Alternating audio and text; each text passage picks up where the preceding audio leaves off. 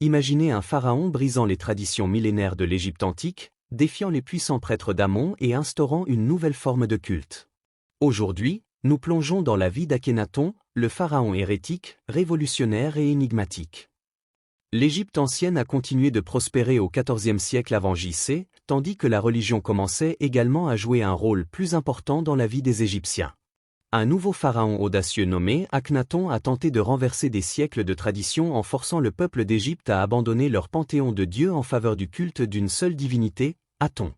Bien qu'il ait été étiqueté comme hérétique et rebelle, Akhenaton a introduit le concept étranger du monothéisme dans le monde et a changé à jamais le cours de l'histoire. Akhenaton a reçu le nom d'Amenhotep à la naissance, signifiant « Amon est satisfait ». Il était le deuxième fils d'Amenhotep III et de son épouse principale, la reine Tiye. En tant que frère cadet, le rang de pharaon ne lui est revenu qu'après la mort inattendue de son frère aîné, Thoutmôsis, dans sa jeunesse. À la mort de son père en 1353 avant Jésus-Christ, il a été couronné pharaon sous le nom d'Amenhotep IV dans la ville de Thèbes, accédant ainsi au trône en tant que 10e souverain de la 18e dynastie. Il a épousé la légendaire Néfertiti, faisant d'elle sa grande épouse royale et reine d'Égypte. Bien que le pharaon ait eu plusieurs épouses, les archives montrent que Néfertiti et Amenhotep partageaient une relation étroite et intime, ayant au moins 6 filles ensemble, mais pas de fils. Néfertiti était une reine très influente, savourant son rôle de deuxième personne la plus puissante d'Égypte. Ce buste en calcaire de la reine, créé par son sculpteur royal, l'a rendue l'une des figures antiques les plus emblématiques et reconnaissables aujourd'hui. Au moment de son accession au trône, le culte de nombreux dieux était courant en Égypte, Amon étant considéré comme le roi des dieux. À part peut-être Ra et Osiris, Amon était le dieu le plus vénéré dans la vallée du Nil et était la divinité centrale de nombreux cultes à l'époque. Malgré leurs dieux et pratiques différents, ces cultes étaient généralement basés sur l'équilibre et l'harmonie éternelle. Le culte d'Amon avait gagné en force et en influence pendant des siècles. Au moment du règne du nouveau pharaon, ils avaient amassé presque autant de richesses et de statuts que la famille royale. En fait, on dit que les prêtres d'Amon possédaient plus de terres que le pharaon lui-même.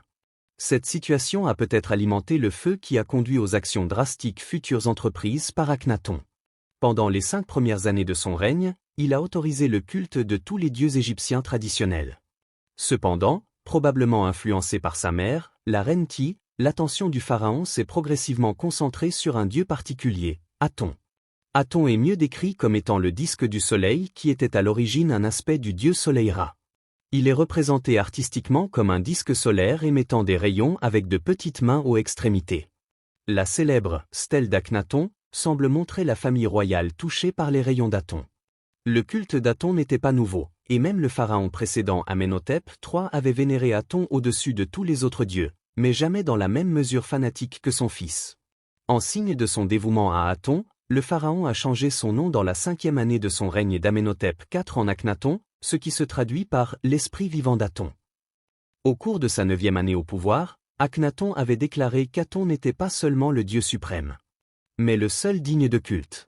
Cette déclaration radicale est considérée par beaucoup comme la naissance du monothéisme, mais l'atonisme est peut-être mieux décrit comme une monolatrie ou un énothéisme parce que ses adeptes adoraient un seul dieu sans nier l'existence d'autres divinités inférieures.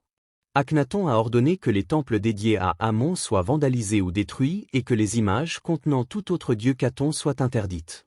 Il a fait enlever les références à d'autres dieux des monuments de toute l'Égypte. Akhenaton a finalement déclaré que il était le seul messager d'Aton, supplantant complètement les prêtres et autres chefs religieux. L'aristocratie considérait ce passage soudain au monothéisme comme une menace importante pour l'Empire, mais a largement accepté les réformes du jeune pharaon. De nombreux prêtres d'Amon ont caché des textes et des artefacts, les sauvant de la colère d'Akhenaton. Vers la fin de son règne, Akhenaton est allé jusqu'à se déclarer, lui et Néfertiti, de véritables dieux et a exigé qu'ils soient vénérés comme tels. Pendant ce temps, les gens appelaient le pharaon « roi hérétique » et le considéraient comme un tyran puritain qui avait aboli les rites religieux traditionnels de l'Égypte. La même année où Akhenaton a déclaré qu'Aton était le seul dieu, le pharaon a également ordonné la construction d'une nouvelle capitale, qui devait être nommée Akhétaton, signifiant « horizon d'Aton ». La ville d'Akhétaton est plus communément connue sous son nom arabe, Amarna. Le pharaon a choisi de construire symboliquement sa ville au centre de l'Égypte, entre les anciens sièges du pouvoir à Thèbes et Memphis. Il considérait Amarna comme un endroit éloigné où il pouvait construire une nouvelle religion dépourvue des rappels constants des anciens dieux. Tirant parti de sa vaste richesse, le pharaon a érigé un nombre impressionnant de temples et de monuments dans toute la nouvelle ville. Les temples ont été construits sans toit, permettant aux rayons du soleil de tomber librement sur les fidèles. La ville a été construite face à l'est et positionnée précisément pour diriger les rayons du soleil du matin vers les temples et les portes. Les cours sans toit du pharaon ont grandement frustré les envoyés royaux envoyés en Égypte. Un roi assyrien a écrit à Akhenaton à ce sujet, disant « Pourquoi mes messagers sont-ils maintenus debout en plein soleil? Si le roi trouve bon de se tenir en plein soleil, alors que le roi se tienne là et meurt en plein soleil. » Akhenaton et Néfertiti voyageaient d'un bout à l'autre de la ville en char, reflétant le voyage du soleil à travers le ciel. Le règne d'Akhenaton est souvent appelé la période d'Amarna, car les pharaons suivants ont rétabli Thèbes comme capitale de l'Égypte. Certaines des œuvres d'art les plus étonnantes d'Égypte proviennent de cette période, offrant un aperçu unique de la vie quotidienne de la famille royale. Étrangement, Akhenaton est toujours représenté avec des traits extraterrestres tels qu'un cou mince, une tête allongée, un menton proéminent et des yeux étranges. Cela a conduit certains à spéculer qu'Akhenaton souffrait du syndrome de Marfan, une maladie héréditaire qui affecte le tissu conjonctif et défigure les personnes atteintes. Bien que le pharaon descende de nombreuses générations de consanguinité, cela est peu probable car d'autres membres de la famille, comme Néfertiti, étaient représentés de la même manière. Il est plus probable que l'art ait été créé dans ce style pour renforcer leur statut divin. Akhenaton devait considérer la politique et le gouvernement comme des activités indignes d'un dieu autoproclamé comme lui, car il négligeait souvent les affaires d'État et la diplomatie. Après que des pharaons précédents, comme son père, aient travaillé sans relâche pour renforcer les liens internationaux, ce comportement a été une grande déception non seulement pour le peuple d'Égypte, mais aussi pour ses alliés. Une série de lettres connues sous le nom de « lettres d'Amarna » témoigne de la négligence flagrante du pharaon.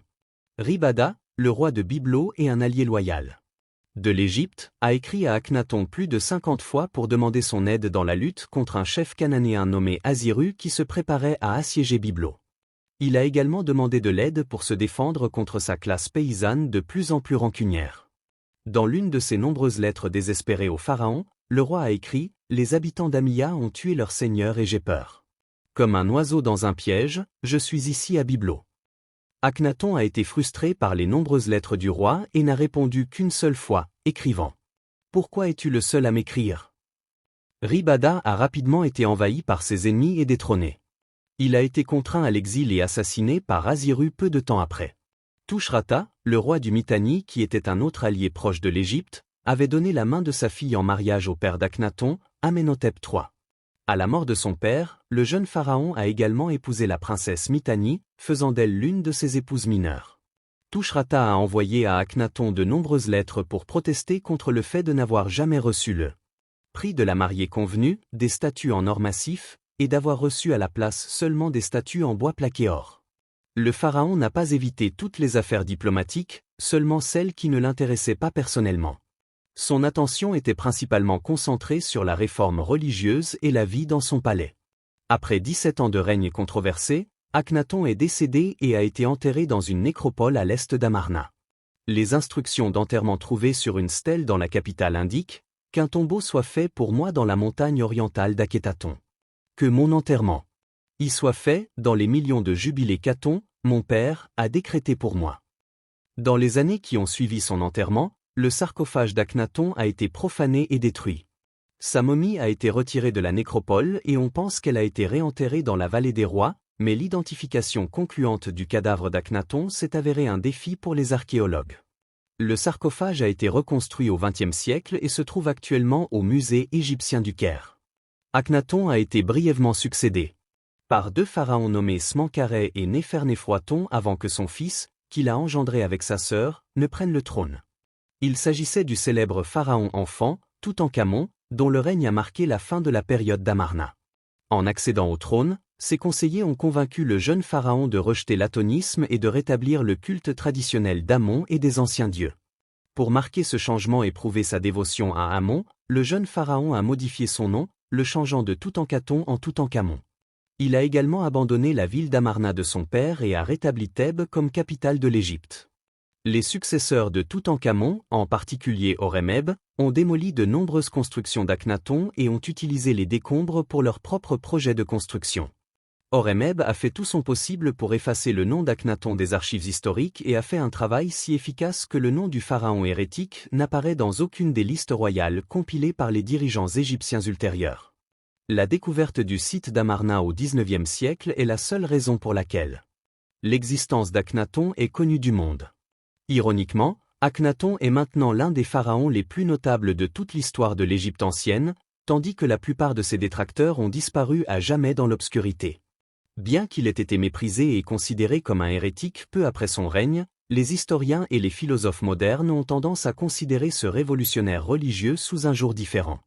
Akhenaton étant le premier monothéiste enregistré, on suppose que le pharaon a eu un impact profond et durable sur la civilisation mondiale. Le psychanalyste distingué Sigmund Freud a noté que même si l'atonisme existait avant Akhenaton, c'est lui qui a ajouté le quelque chose de nouveau qui s'est transformé en monothéisme, la doctrine d'un Dieu universel, la qualité de l'exclusivité. Le docteur Freud a soutenu que les fidèles dévoués du pharaon ont été forcés de quitter l'Égypte après sa mort et ont ensuite été conduits par un prêtre atoniste nommé Moïse. La création du judaïsme ne peut pas être directement liée à l'atonisme, mais il existe plusieurs parallèles frappants entre les deux religions. Indépendamment de leurs liens possibles. La réforme religieuse radicale d'Akhenaton est considérée comme ayant eu une influence considérable sur le développement ultérieur de la foi religieuse monothéiste. Que sa motivation ait été le désir de supprimer le pouvoir croissant du culte d'Amon ou qu'il ait vécu une véritable révélation religieuse, son rejet du polythéisme a créé un précédent qui changerait finalement le cours de l'histoire. Envisagez d'aimer, de commenter, de vous abonner et de cliquer sur l'icône de la cloche ci-dessous pour plus de vidéos comme celle-ci. À bientôt.